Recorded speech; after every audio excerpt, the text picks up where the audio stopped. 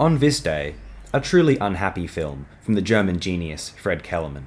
This film is Frost from 1997. Frost might be considered an entry of the slow cinema pantheon. Fred Kelemen himself was championed in the 1990s by Susan Sontag, who had compared his work to that of Sokurov, Tar, and Bartas. I've seen 4 films from Kelemen, numerous from Sokurov, much of Tar, and a small number of Bartas, and this comparison is extremely apt. Whilst few can match Sokurov's impressive and diverse body of work, as of the 2020s certainly, those 4 films from Kelemen constitute some of the most arresting, outstanding European filmmaking since the fall of the Berlin Wall. I sometimes fear that European cinema is too reliant upon the resurrection of cliché. For instance, for I'm a fan, what is the innovation present in Paolo Sorrentino's filmography? His films are very impressive technically, and certainly they are thematically relevant and imbued with a sense of the contemporary, owing to much of his acclaim, I often assume, but is he not merely picking up the Fellini baton? I sometimes fear that continental Europe hasn't had a truly innovative figure since Antonioni, or perhaps since the ambitious will of the West German New Wave, although I feel and hope that I am mistaken.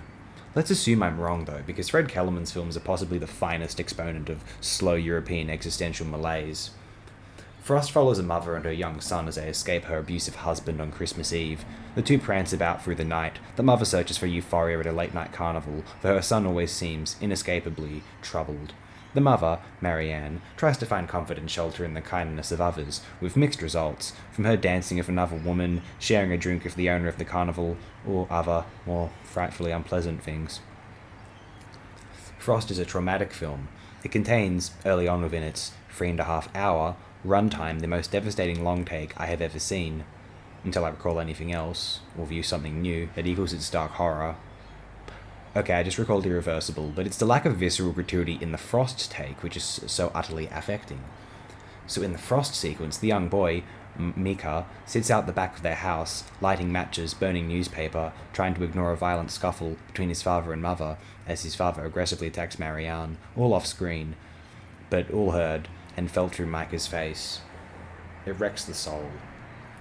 The photography of this film in general is truly stellar. It functions with a rather lo-fi aesthetic insofar as it deploys any available light outdoors within a narrative taking place mostly at night. The interiors are very minimally lit also, recollecting for me the staging of American independent films of the 70s, or at least those of Jost and Rappaport. Obviously there is some, if not much, precedent within European cinema. Sohrab Saleh springs to my mind now, although it isn't extremely common to encounter a film which is so aesthetically considered and yet also so willingly dark and obscured to the potential frustration of an audience, and an odd invocation of a trademark often considered amateurish, that is, lighting quality. Frost also contains one of the most memorable endings in the history of cinema, and no matter who you are, I like to think that the moment you go back outside after viewing this film, you'll shake your head, look around and sigh. You'll wish it was easier, especially given your privilege assuming access to this film, to feel good about one's circumstances at any time at all. A very brilliant film, and you know what the amazing thing is? I would likely as not consider it the weakest of the 4 Kelemen films I have viewed. Remarkable.